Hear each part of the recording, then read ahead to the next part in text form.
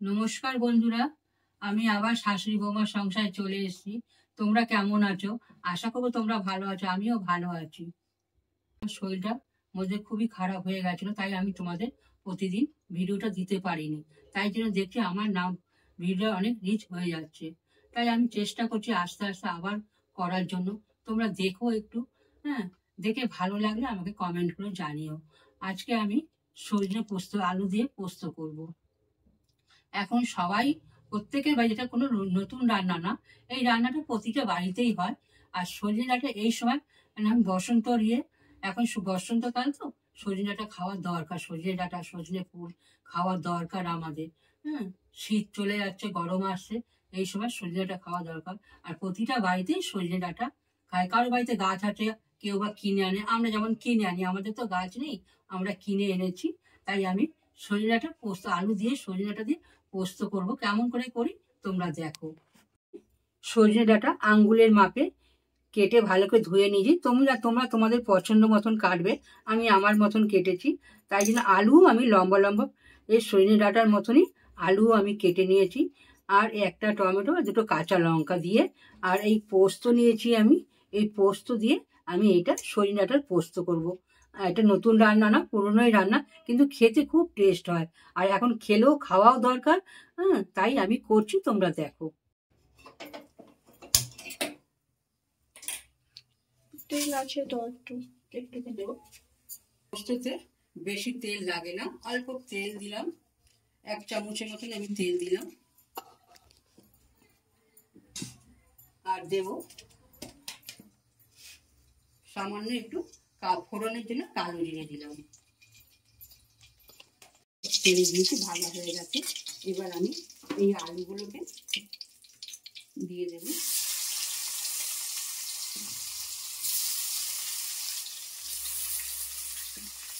এখন গ্যাসটা কমিয়ে আমি 2-3 মিনিট এই আলুগুলোকে একটু তেলে ভেজে নেব, ঢাকা দিয়ে। গ্যাসটা এই আলুগুলো একটু ভেজে নেব 2 মিনিট। আবার ঢাকনাটা খুলছি। এবার আমি এই ডাঁটাগুলো, সজনে ডাঁটাগুলো দিয়ে দেবো।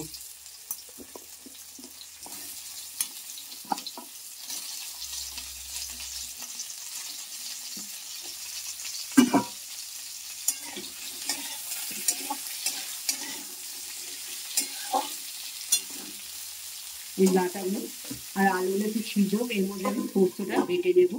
পোস্তটা আমি শিলনোড়ায় বেটে নেবো। তোমরা চাইলে মিক্সচার, আমি এইভাবে শিলনোড়ায় বেটে নেবো। তোমরা চাইলে মিক্সচারে বেটে নিতে পারো। একসাথে বেটে নিলাম। কাঁচা লঙ্কাটা আমি পুরো মিহি করে বাটলাম না, আধ বাটা করে দিলাম।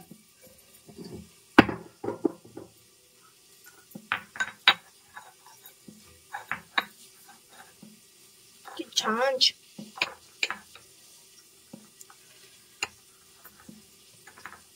2 মিনিট পরে ঢাকাটা আবার খুললাম, গ্যাসটা কমিয়ে দিয়েছি।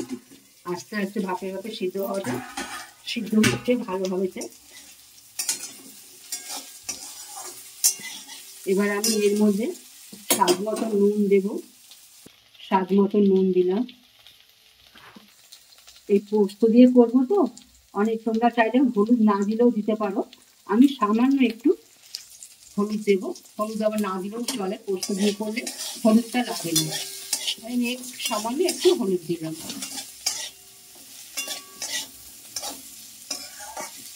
আবার 1 মিনিটের মতন আবার ঢাকা দিয়ে দেবো।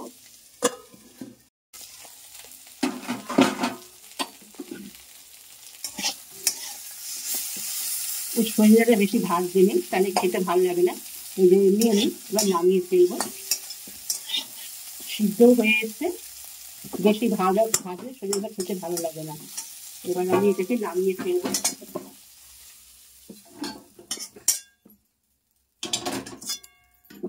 কড়াইয়ের মধ্যে আরো 1 চামচ আমি তেল দিলাম।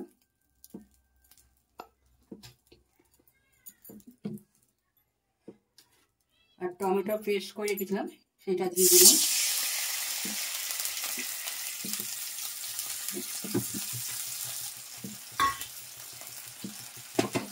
এবার আমি এই পেস্ট বাটাটা দিয়ে দেবো।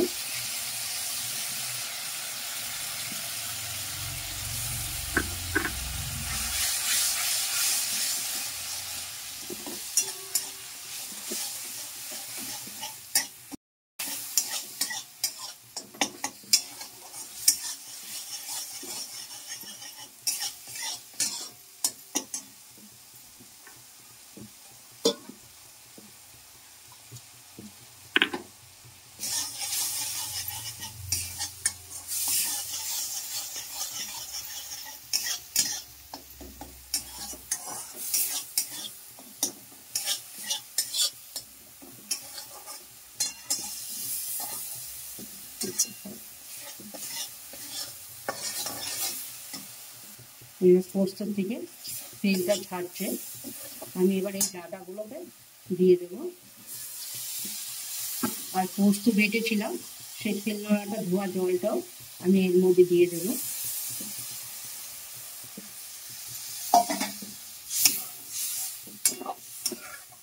আর সামান্য একটু মিষ্টি দেবো, একটু সামান্য মিষ্টি দিলাম, না তো ডাঁটা তো খার লাগে, একটু মিষ্টি দিতে হয়। এবার আমি এটাকে গ্যাসটা বাড়িয়ে ঢাকা দিয়ে দেব। আমি আবার মিনিট 5 পর আবার ঢাকনাটা খুললাম। তার আগেও আমি দুবার নাড়া দিয়েছি খুলে, সেটা দেখাইনি বন্ধু তোমাদেরকে। এই যে আমার আলুও সিদ্ধ হয়ে গেছে, আর ডাঁটাও কত সুন্দর সিদ্ধ হয়ে যায়, কত সুন্দর সিদ্ধ হয়ে গেছে। তোমরা তো বন্ধু দেখলে আমি কেমন করে করলাম। তোমরা এইভাবে করে খেও, আমাকে একটু জানিও কমেন্ট করে কেমন লাগলো। আমি আবার একটা নতুন রান্না নিয়ে তোমাদের কাছে আসবো। হ্যাঁ, তোমরা ভালো থাকো, সুস্থ থাকো। টাটা বন্ধুরা।